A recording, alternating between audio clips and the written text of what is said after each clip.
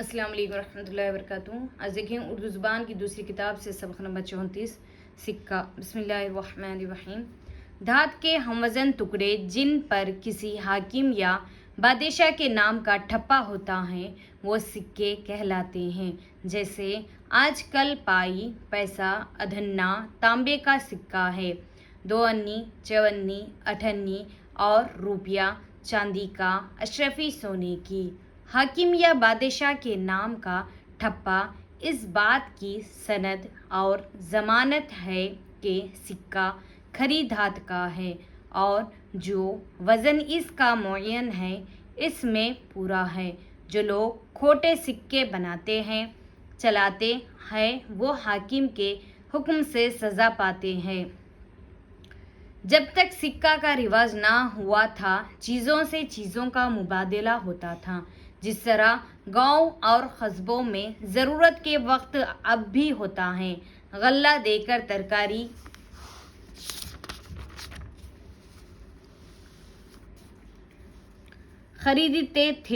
خریدتے ہیں، کپاس کے بدلے گھی، تیل اور نمک لے آتے ہیں۔ سکے بغیر روزمرہ کے چھوٹے موٹے لین دین تو ہو سکتے ہیں، مگر بڑی تجارتوں کا چلن ممکن نہیں، خاص کر بڑے شہروں میں جہاں طرح طرح کے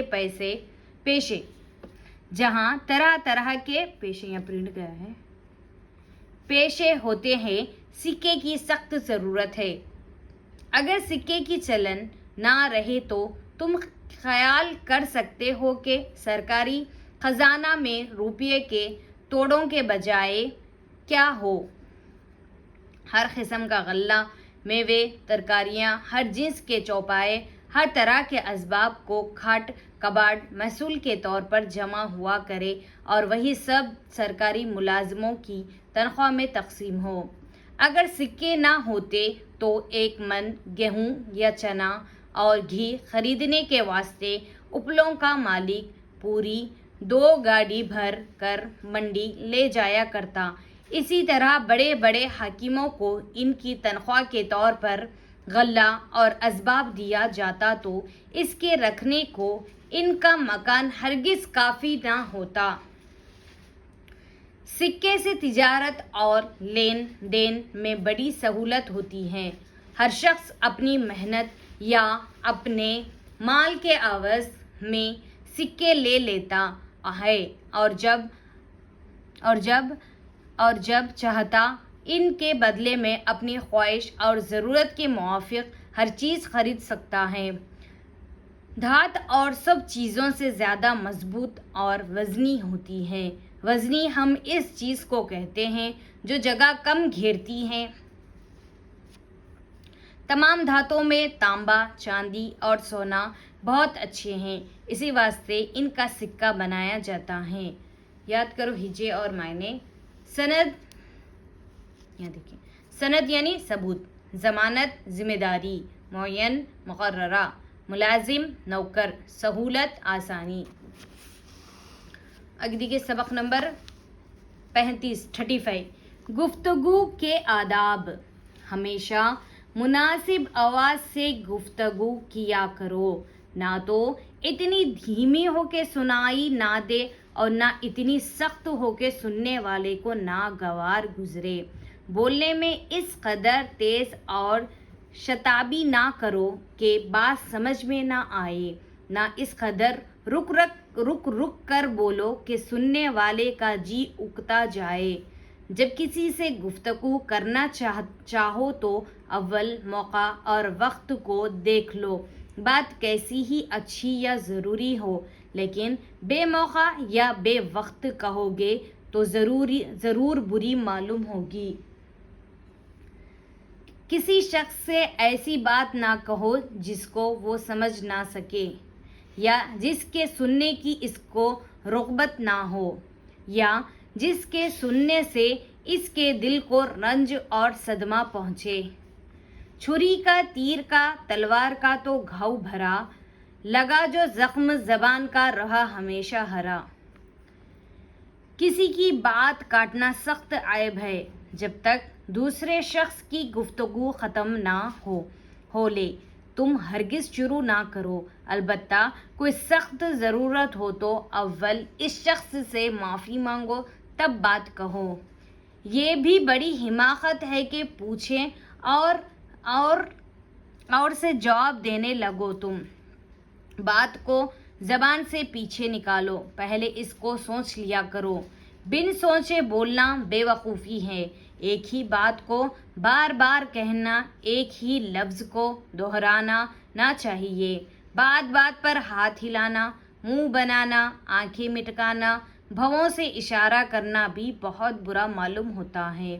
گفتگو کے وقت بہت تیزی اور غصہ ظاہر کرنا، سخت لفظ بولنا، گڑ گڑانا، ہاتھ جوڑ کر بات کہنا، بے حیائی اور مسخرے پن کی باتیں زبان پر لانا، اپنے منہ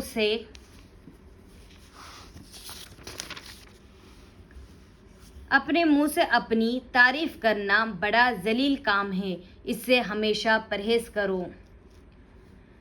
ایسی باتیں لوگوں کے سامنے بیان نہ کیا کرو جن کی سچائی میں تم کو اپنے آپ پر شک ہو۔ اگر اتفاق سے ایسی بات کہنی پڑے تو اس کے ساتھ ہی اپنا شک بھی ظاہر کر دو۔ کسی کے اعتقاد یا مذہب یا بزرگوں کی شان میں برا الفاظ ہرگز زبان پر نہ لاؤ۔ بزرگوں یا حاکموں سے گفتگو کرنی ہو تو اول ان سے اجازت چاہیے۔ جب اجازت دے تو ادب کے ساتھ بات چیت کرو۔ بات کو بنا کر یا بڑھا کر نہ کہو، صاف اور مختصر کہو۔ جب چھوٹوں سے گفتگو کرو تو نرمی اور مہربانی سے کرو۔ غرور و شیخی نہ جتاؤ، کوئی حقارت کا لفظ نہ بولو۔ کسی قصور پر ملامت کرنی ہو تو ہمیشہ تنہائی میں کرو۔ دوستوں کے جلسے میں بیٹھ کر بے ہودہ گپیں نہ ہانکو۔ جو بات ہو ایسی ہو کہ اس سے تم یا تمہارے دوست کو فائدہ پہنچے۔ جس بات سے نفع نہ ہو اس کے کہنے سے چپ رہنا بہتر ہے۔ ایسی بحث کبھی نہ چھیڑو جس سے دوستوں کے دل کھٹے ہو جائیں اور دوستی میں خلل پڑے۔ کبھی کبھی ہنسی اور دل لگی کی بات کا بھی مذائقہ نہیں، مگر اس کی عادت نہ ڈالو۔ جو بات کہو صاف ہو، ستھری ہو، بھلی ہو، کڑوی نہ ہو، کھٹی نہ ہو، مصری کی ڈلی ہو۔ دیکھیے ہجے اور معنی، یہ موقع، خاص وقت، ناگوار، ناپسند، اجازت، منظوری، رغبت، شوق، مذہب، دین، ایمان، اعتقاد، عقیدہ، یقین، شتابی، جلدی، مختصر، تھوڑا۔ آگے دیکھیے سبق نمبر 36 بچہ اور ماں۔ اچھی اماں مجھے بتا دو ابھی، کیوں ہے بچے کی ممتا اتنی؟ تم کو بچہ سے کیوں یہ الفت ہے؟ کس لیے اس قدر محبت ہے؟ ماں نے بچے کو یوں جواب دیا، حیف تم جانتے نہیں بیٹا، کیسا لیٹا ہے یہ خوش و خرم، نہ کوئی فکر ہے نہ کوئی غم، نہ تو روتا نہ بلبلاتا ہے، گود میں کیا حمق کے آتا ہے، مسکراتا ہے کیا ہی خوش ہو کر، جیسے چڑیا مگن ہو ڈالی پر، جبکہ سونے کا وقت آتا ہے میرے سینے سے چمٹا جاتا ہے، جبکہ آنکھوں میں نیند آتی ہے بستر اس کا میری چھاتی ہے، نیند لے کر ہنسی خوشی سے اٹھا، پھول گویا کھلا چنبیلی کا، لگ گئی بھوک کہہ نہیں سکتا، پیاری نظروں سے ہے مجھے تاکتا، پیار کا میرے بس یہی ہے سبب، نہیں آتا بیاں میں مطلب۔ یاد کرو ہجے اور معنی۔ محبت یعنی پیار، ممتا، حیف افسوس، خرم خوش، بیان گفتگو، وعظ مطلب مقصد مراد۔ آگے دیکھیے سبق نمبر 37 ماں اور بچہ۔ بولی بچے سے ماں میرے پیارے، صدقے اماں جواب دو بارے، کہ ہے بچے کو ماں سے الفت کیوں، رکھتا ہے اس قدر محبت کیوں؟ دیا بچے نے یوں جواب سنو، اے ہے اماں خبر نہیں تم کو،